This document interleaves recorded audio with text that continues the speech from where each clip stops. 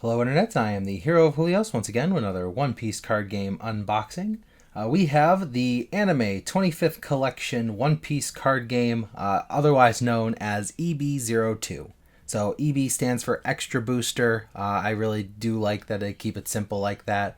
OP01 is One Piece. PRB is, I believe, Premium Reprint Booster. Or PR might just be for Premium, just PR. But anyways, EB Extra Booster. Without further ado, we're going to be opening 2 boxes in this video just to give it a little bit more length to it. So let's begin. As always, I start with the 2 packs from the bottom of the box first because I believe there is magic in the bottom of a booster pack. But we are going to be starting with Olga from the, what was she from? It was the Mad Treasure, that was it. It tied in with the Film Gold storyline, so that was something.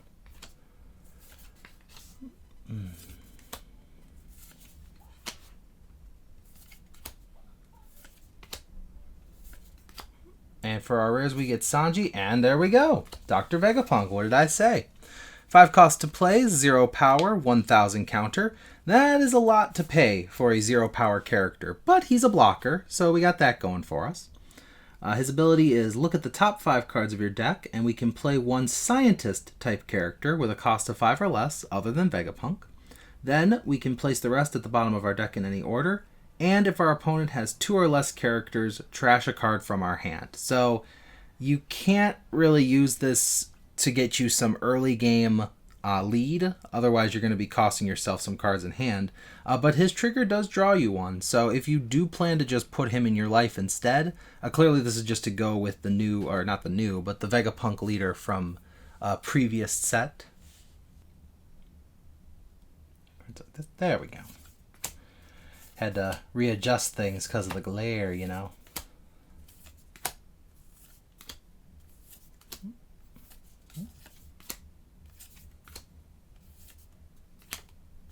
For our rares, we get the Peak and we get a Nico Robin. Very nice.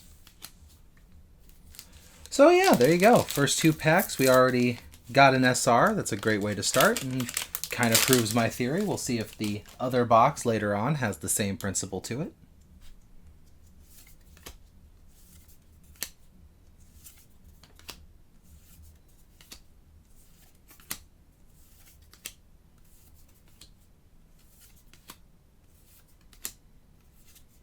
And for our rares, Merry Go, and we are. I like the new searchers that they added in this. Pack. The cards themselves are named after different theme songs throughout the One Piece series, but what I like about them is they're all 2 cost. They all search for a 4 cost or higher of their respective color. It's just a nice generic searcher that all decks can use, but it's not better than individual archetype searchers. So it's not like those who already have searchers are already getting something. We get Buggy and, we get Vivi. Alright, so the Vivi one, this is a 3 cost to play, 2000 power, 1000 counter. Her on play is very nice though. If your leader is multicolored and you have 5 or less cards in your hand, you draw 2. So one of the downsides to being a multicolored leader is you typically have less life than your opponent. So it's nice to be able to draw more cards to counteract the lack of life cards going into your hand. It's also nice that because it's it's blue, but it doesn't let solid blue Nami draw a card because that card is already enough of a hindrance to blue as a color.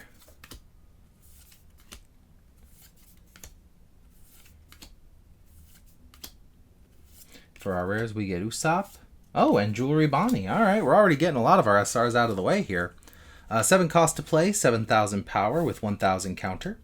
Her on play, we can, up to one of our opponent's rested characters will not become active in our opponent's next refresh phase.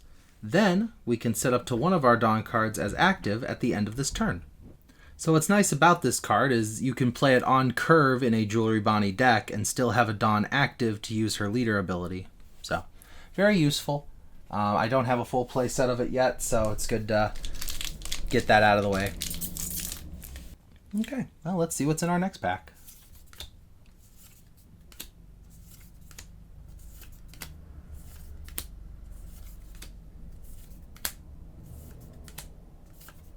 Oh, we got the leader from this pack.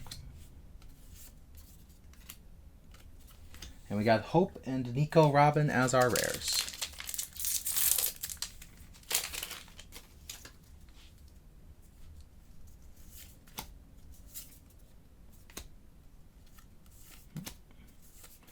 I like that a lot of filler characters are getting a chance to shine in this, even if it's just as vanillas, because, you know, we don't really hear from them in the manga because they don't actually exist.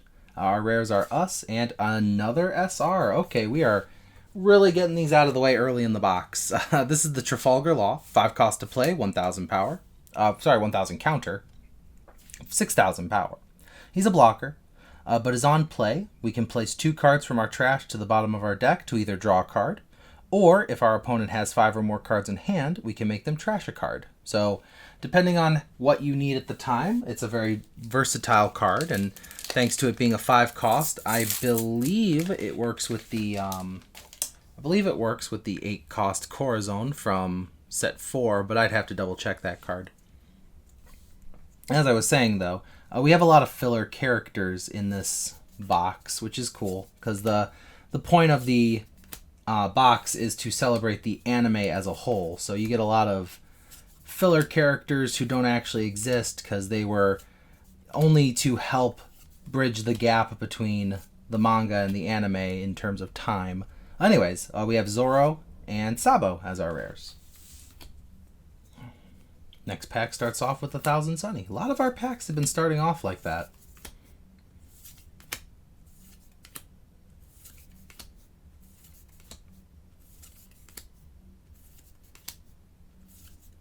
And rares we get Rosinante and, ooh, the SR of Enel. This card is pretty strong, in my opinion.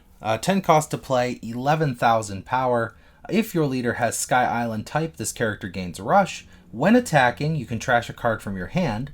If you have 1 or less life cards, you add up to 1 card from the top of your deck to the top of your life. Then this character gains 1,000 power during the turn. So, a good trade-off, in my opinion.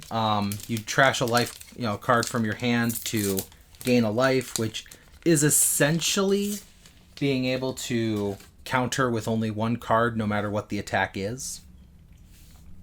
It's pretty strong. It becomes a 12,000 swing if it has Rush right out of the gate.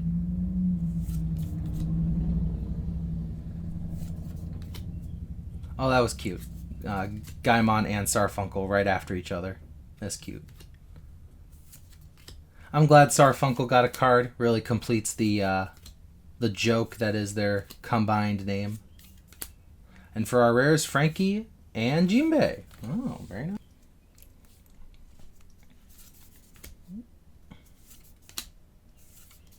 I like that we also got 2 of the Marigo as a stage card. 1 in the chicken form, 1 in base form.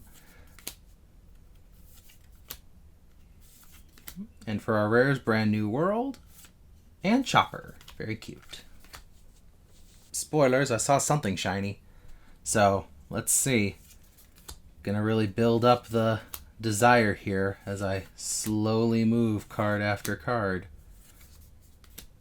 I'm hoping it might be an alt art of the secret rare Luffy. That would be very cool. We got We Are and... Oh, okay. Well, it's the base secret rare, which is still very good. 6 cost to play, 7,000 power. If your leader is multicolored and your opponent has 5 or more Dawn on their field, this character gains Rush. When attacking, we can return 2 of our active Dawn cards to our Dawn deck, set this character as active, and then add up to 1 card from the top of our life to our hand. So, you are sacrificing a life card to swing twice with this guy, so you better be trying to close out the game, or you better be way ahead in life if you're, confident enough to use this. It works very well with the new Luffy leader that came out, though, because his ability is Dawn -2, If your whole field is Straw Hat Crew, which it will be even if Luffy's your only character here, then you get to set 2 of your Dawn cards as active, and then this leader gains 1,000 power.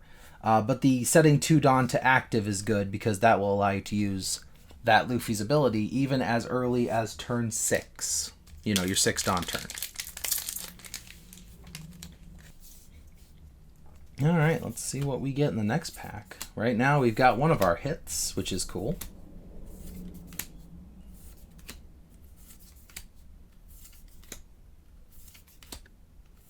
For our rares, Frankie and Zoro. Okay. Not bad for the first half of the box. We got a bunch of SRs and still have one of our hits remaining.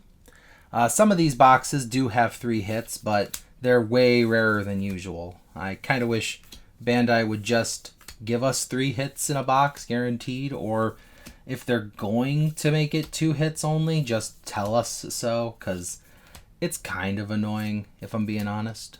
We get Rosinante and Chopper for the rares. But overall, I don't mind. I think the pull rates on the booster packs are fine. I always say if you're going to get a pack, get 3, because you typically have a 1 in 3 shot of getting something good. Even if it's even if it's an SR you don't want, it's still an SR. So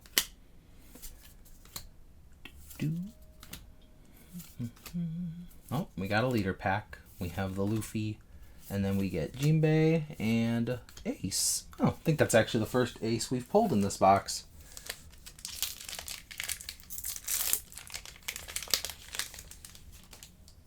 Okay.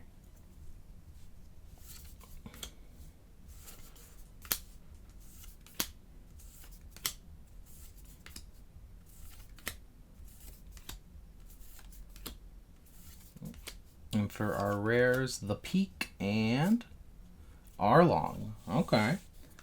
So this is a 3 cost to play, 4,000 power. Arlong, obviously no counter. Oh, actually there is counter, 1,000. Wow.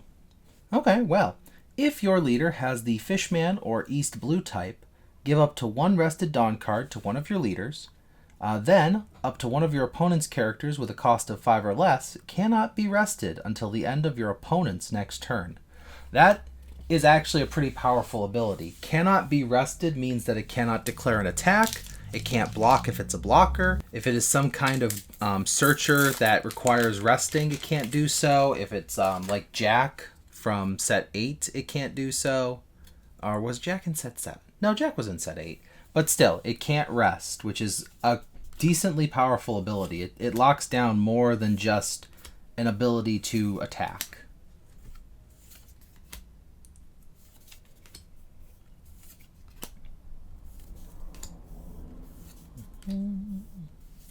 The rares for this pack are Buggy and... oh, there we go. We got an alt art of Enel. I've already read the card off to you, but I'll take a moment to appreciate the artwork here. He's got his arms crossed, very menacing. The lightning crackling behind him as he's about to bring down his kingdom come. I do like the foiling on this, the lightning and his gold bands. This is very cool. Okay, next pack.